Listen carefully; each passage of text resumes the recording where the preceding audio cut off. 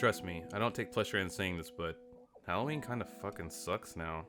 You saw the title, so prepare to get your expectations subverted. By the way, I fucking hated The Last Jedi, so you see where I stand right off the bat. Halloween has officially gone down the road of the Child's Play films. They have turned into comedy, and I literally cannot express my disappointment anymore. I can't help but wonder, what the fuck happened? Look, I love Blow as much as the next guy, but damn, the writer's room on this one weren't fucking around. They took the whole end of the world shit serious and said fuck it. Now, while Halloween 2018 was not a masterpiece by any stretch of the imagination, at least it tried something and somewhat still resembled the franchise before the reboot. The movie played it safe and went the Force Awakens route like so many other films, but I think it had audiences still feeling like they were watching a horror film somewhat. Halloween Kills literally felt like a comedy. I wish I was joking. Suddenly all the elements that made Michael Myers interesting have vanished. Oh yeah, by the way, I'm about to spoil the whole thing, so there's your warning. You gone yet? Okay, good.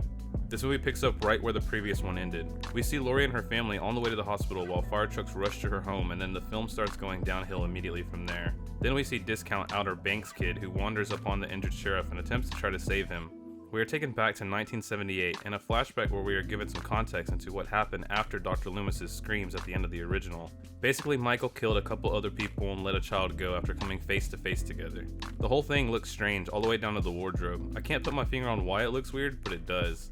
The kid from Project X is a younger version of the sheriff we saw in the previous one, and he was responsible for a fellow cop dying and unintentionally saving the Shape on instinct. This is a huge red flag. Why would you go back and fuck with the original? Digging themselves in a hole from the start.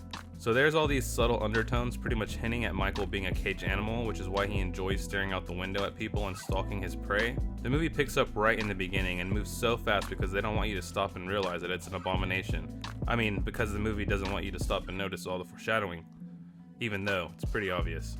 Next, Michael pretty much just goes on a killing spree, and I mean a huge one. You know, because we gotta keep those subtle undertones on screen because hey, Michael Myers is a lion now or some shit. An apex predator. Now I will say there's some cool shots here and decent lighting. The scene where Michael is testing the knife's sharpness and weight from a knife block that he sees in one of his victims' homes was interesting, I guess. The deaths are way over the top and gory, but Michael has lost all of his stalker elements because he's transcending apparently. I mean, he stalks people, but only because he is about to kill them, and the script calls for it, because the movie is called Halloween, but whatever. Next, we are introduced to Tommy Doyle, whose only character trait is his ability to work a crowd, which is the only reason he is in this film. Don't expect anything like what we got in Halloween 6 with Paul Rudd, because it is done much worse here. I have a soft spot for that film, but I still think most people will agree this is a huge downgrade. We are then introduced to a couple of the other people who survived face-to-face encounters with Michael Myers because the script constantly wants to feed you member berries. The news gets out that a killer is on the loose, and just like that, normal-ass people are suddenly down with murder because Tommy incites them. We are also shown an extremely sensitive man because, you know, toxic masculinity, but his significant other is a doctor while he is the nurse because, you know, it isn't good to stereotype. The script literally goes out of their way to show these pointless scenes that Twitter weirdos will love. One in particular with a gun, but it ends up leading to a cool death and a decent laugh, so jokes on them. To be honest though, the diverseness is not preachy, which is good, and the gay couple who lives in the Myers house were some of the best characters in the film. In terms of comedic relief and cool deaths, it was one of the more enjoyable story elements. I will say there is an interesting story plot that involves a mental patient that escaped the same time as Michael, and it really pays off while bringing awareness to the fragile essence and often misunderstood nature of the mentally ill.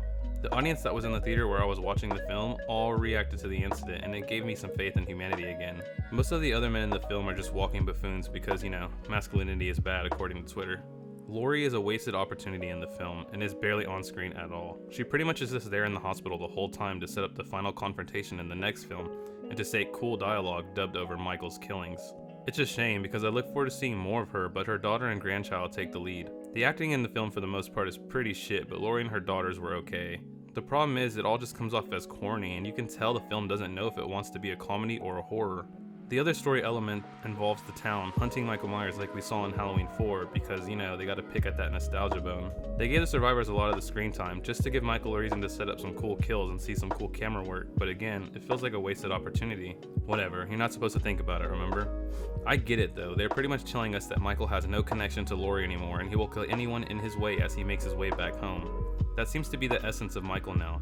The creative team is trying to show why the tag for the original 1978 film's tagline was "The Night He Came Home." We are shown more flashbacks to fill the exposition for the first and previous film and to show Dr. Loomis on screen, which I will say is kind of neat, but again it's mostly nostalgia.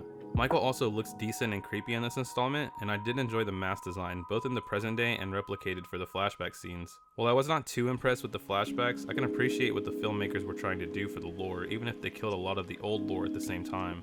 There isn't really much left to say here, and you know how it goes. We are seeing the payoff of the foreshadowing from the beginning of the film, and Michael kills more, is caught in a trap, but ends up escaping, and in a shocking twist, kills Laurie's daughter, setting up the final confrontation to be called Halloween Ends, as he stares out his sister's window in his old house at like 20 cop cars. I wish I was joking. Hey, I got a fun drinking game for you. Take a shot every time Michael is said in the film. I'm not joking, you're going to be drunk as shit in the first 30 minutes like that viral video of the guy taking all the shots back to back. I don't know, I feel like this was a huge wasted opportunity. I don't really know what the creative team were thinking when they chose the direction they were going to go here. I hate to shit on anyone's art, but, well, almost anyone. All jokes aside though, my expectations were definitely subverted. Halloween is my favorite horror franchise of all time, and it is a tradition for me to watch the original 1978 film every Halloween. The problem with the approach this movie took is that all the creepy things about Michael Myers are gone. He's literally just some kind of animal now who just kills because the main goal in this trilogy is to have the most over-the-top and gory kills they can on screen. At least the old films somewhat tried to have an interesting story. These films just take the easy way out and go, fuck it. He's just evil, bro. Get over it. They really emphasize this a lot, and it kind of makes you wonder if we are going to see some kind of loose references to Thorn or the Man in Black in Halloween Ends. This is why the first 6 films, including Season of the Witch, are still adored by fans to this day. Like, yeah, they aren't perfect, but at least they tried, and if you ask me, that's where the series should have ended, as it was somewhat fitting. I think I would have preferred a loose reimagining of the story told from those 5 films, because I really don't know what the hell they are planning here. Apparently the final chapter will have a 4-year time jump, so we can expect some over-the-top, elaborate, but extremely convenient escape for Michael that will be reminiscent of Halloween 5. I can't seem to shake this feeling that all these popular franchises that are coming back are not made for the old fans, and are instead for the newer generation. It's hard to admit, but most of these continuations just aren't for me. It's a bitter pill to swallow, but whatever. Even the music was lacking. I remember in Halloween 2018, whenever they dropped the title card with that masterpiece created by John Carpenter, you could just not help but feel excited. The audience cheered. All the audience did in this film was laugh.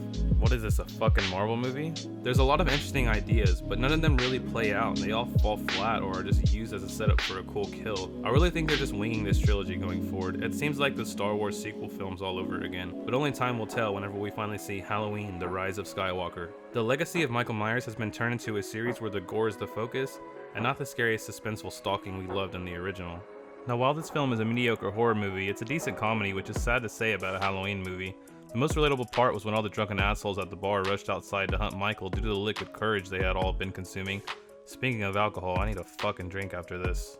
It took about 10 years for Chucky to get a series to try and attempt to save the franchise, so after the final film releases sometimes in the coming years, we know what to expect. Maybe they will finally give us that anthology series, which is the direction they wanted to take the series originally. I won't lie, that does kinda sound interesting. Maybe they can tie Michael into it somehow and other elements from the previous films. Only time will tell though. Anyways, those are my immediate thoughts on after watching Halloween: The Last Jedi. Halloween Kills. Later.